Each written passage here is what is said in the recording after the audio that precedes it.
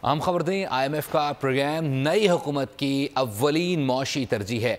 वज़ीर ख़जाना ने IMF के पास जाने के लिए ग्रीन सिग्नल दे दिया है। आपको बताते चलें कि IMF की जानिब से भी मुज़ाकरात का एलान जारी किया गया। साथ ही साथ दूसरी जानिब आपको बताते चलें कि IMF के साथ मौजूदा और नए कर्ज प्रोग्राम पर बात हुई है। इसी पर मज़ीद जानते हैं नुमाइंदा बोल न्यूज़ उमर से। उमर, अपडेट कीजिएगा।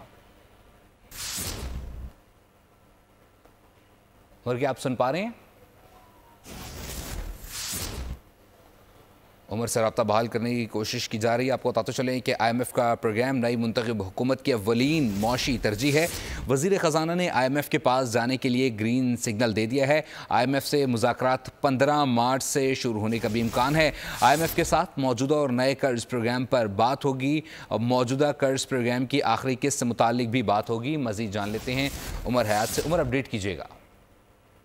जी बिल्कुल, स्टैंड बाय अरेंजमेंट मुआहदे के तहत पाकिस्तान को $1.1 अरब की जो किस्त बकाया है, वो किस्त जो है वो उसके लिए मुज़ाकरात का आगाज 15 मार्च से होने का इम्कान है। और नए वजीर खजाना मोहम्मद औरंगजेब ने IMF के पास जाने के लिए ग्रीन सिग्नल भी दे दिया है।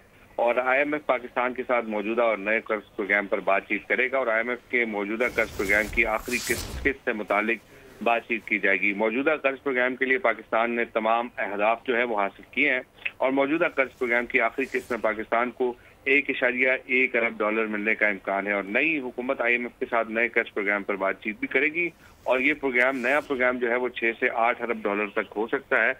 और नए प्रोग्राम के लिए नए माशी अहदाफ पर बातचीत भी होगी और बजट से हटकर सब्सिडी जो है वो खत्म रहेगी। जी, नया कर्ज प्रोग्राम 6 से 8 अरब डॉलर का हो सकता है। उमर हयात अपडेट कर रहे थे, बहुत शुक्रिया।